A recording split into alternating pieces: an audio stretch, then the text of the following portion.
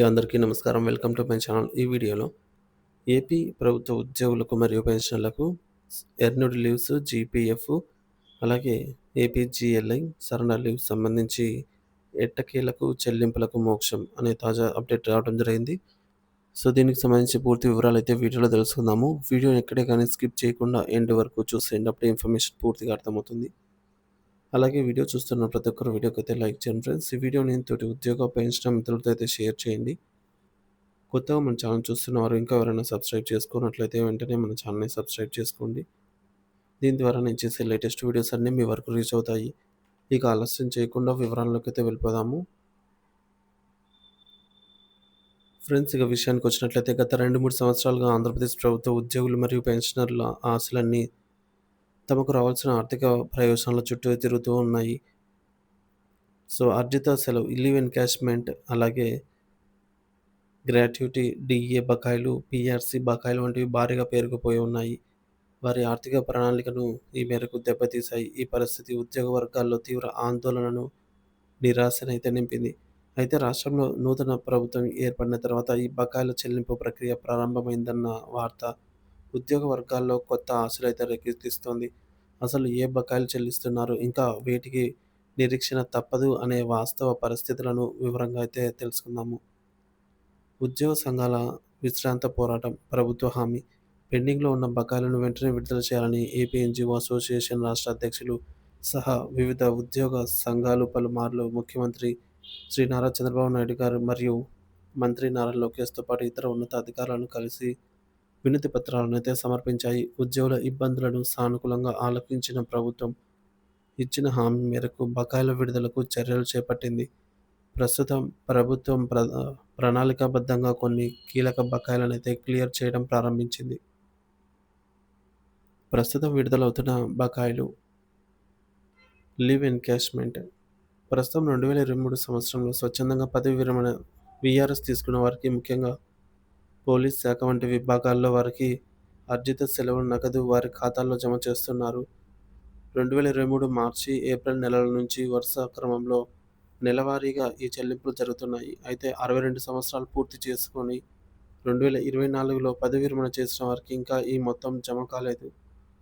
2023 బకాయిలు పూర్తి చేశాక 2024 వారికి కూడా ఇదే క్రమ పద్ధతిలో చెల్లింపులు చెల్లించే అవకాశం ఉంది. ఇక జనరల్ ప్రావిడెంట్ ఫండ్, జీపీఎఫ్ మరియు AP general life insurance, APGLI బకాయిలు. గత 2 సంవత్సరాలుగా పెండింగ్లో ఉన్న జీపీఎఫ్, ఏపీజీఎల్ఐ బకాయిలను ప్రభుత్వం పూర్తిగా క్లియర్ చేసింది. సో, గత ఏప్రిల్ నుంచి ప్రతి నెల క్రమం తప్పకుండా ఈ చెల్లింపులు అయితే జరుగుతున్నాయి. ఇది ఉద్యోగులకు గణనీయమైన ఊరటనిచ్చింది. కాంట్రిబ్యూటరీ పెన్షన్ స్కీమ్, సిపిఎస్ ఉద్యోగుల బకాయిలు. సిపిఎస్ ఉద్యోగులకు గత 18 నెలలుగా పెండింగ్లో ఉన్న ప్రభుత్వ వాటాను వారి ప్రాన్ ఖాతాలలో జమ చేయడం పూర్తయింది. ఇది వారి పెన్షన్ నిధికి గణనీయమైన తోడ్పాటునిస్తుంది. ఈ చర్య సిపిఎస్ రద్దు ఉద్యమంపై కూడా సానుకూల ప్రభావం అయితే చూపుతుందని భావిస్తూ ఉన్నారు. ఇంకా నిరీక్షణ తప్పని బకాయిలు, ఉద్యోగుల ఆకాంక్షలు. కొన్ని బకాయిలు క్లియర్ అవుతున్నప్పటికీ ఉద్యోగులు ఇంకా పలు కీలక ఆర్థిక ప్రయోజనాల కోసం ఎదురు చూస్తూ ఉన్నారు. ఇందులో ముఖ్యంగా గ్రాట్యుటీ. 2024లో పదవి విరమణ చేసిన చాలామందికి గ్రాట్యుటీ అయితే ఇంకా అందలేదు. పదవి విరమణ చేసిన తర్వాత ఉద్యోగికి అందే అతిపెద్ద ఆర్థిక భరోసా అన్నమాట. సో, దీనిపై నిర్లక్ష్యం కొనసాగుతోంది. ప్రభుత్వం దీనిపై తక్షణమే దృష్టి సారించాలని ఉద్యోగ సంఘాలు కోరుతున్నాయి. కరువు భత్యం, డీఏ బకాయిలు. 2018 నుంచి రావాల్సినటువంటి పాత డీఏ బకాయిలతో పాటుగా ప్రభుత్వం ప్రకటించాల్సిన మరో 4 కొత్త డీఏలు పెండింగ్లో ఉన్నాయి. ద్రవ్యోల్బణం కారణంగా పెరుగుతున్న జీవన వ్యయాన్ని ఎదుర్కోవడానికి డీఏ చెల్లింపులు అత్యవసరము. ఉద్యోగులు ఈ డీఏ బకాయిల చెల్లింపులపై స్పష్టమైన హామీని ఆశిస్తున్నారు. 11 పే రివిజన్ కమిషన్, పీఆర్సీ బకాయిలు. 11 పీఆర్సీకి సంబంధించిన బకాయిలు ఇంకా పూర్తిగా చెల్లించలేదు. ఈ బకాయిలు ఉద్యోగుల దీర్ఘకాలిక ఆర్థిక ప్రణాళికల్లో భాగంగా ఉంటాయి. అంతేకాకుండా కొత్త పీఆర్సీ కమిషన్ను వెంటనే నియమించి మధ్యంతర భృతి ఐఆర్ ప్రకటించాలని ఉద్యోగులు బలంగా కోరుతున్నారు. సరెండర్ లీవ్ డిఫరెన్స్ బిల్లులు. 2020-21 మధ్యకాలంలో పదవి విరమణ చేసిన వారికి రావాల్సిన సరెండర్ లీవ్ డిఫరెన్స్ బిల్లులు సిఎఫ్ఎంఎస్ వద్దే నిలిచిపోయాయి. వాటికి ప్రభుత్వం అనుమతి ఇవ్వాల్సి ఉంది. ఈ బిల్లుల విడుదల కూడా ఉద్యోగులకు ఆర్థికంగా చేయూతనిస్తుంది. ప్రభుత్వం దశల వారీగా బకాయిలను చెల్లించే ప్రక్రియను ప్రారంభించడం అభినందనీయం. ఇది ఉద్యోగులలో ప్రభుత్వం పట్ల విశ్వాసాన్ని పెంచుతుంది. చెల్లింపులు ఒక క్రమ పద్ధతిలో జరుగుతున్నందున తమకు ఇంకా డబ్బులు పడలేదని 2024లో రిటైర్ అయిన వారు ఆందోళన చెందాల్సిన అవసరం లేదు. ప్రస్తుతానికి 2023 బకాయిల క్లియరెన్స్‌పై ప్రభుత్వం దృష్టి సారించింది. ఆ తర్వాత 2024 బకాయిలు చెల్లించే అవకాశం ఉందని అర్థం చేసుకోవాలి.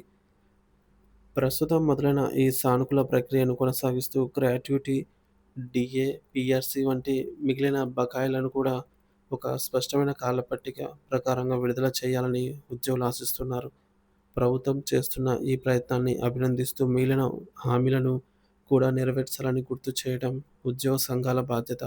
రాబోయే రోజుల్లో మిగిలిన బకాయిలపై కూడా ప్రభుత్వం స్పష్టమైన ప్రకటన చేస్తుందనైతే ఆశిద్దాం. ఇది ఉద్యోగులు, పెన్షనర్ల జీవితాల్లో మరింత ఆర్థిక స్థిరత్వాన్ని అయితే తీసుకువస్తుంది.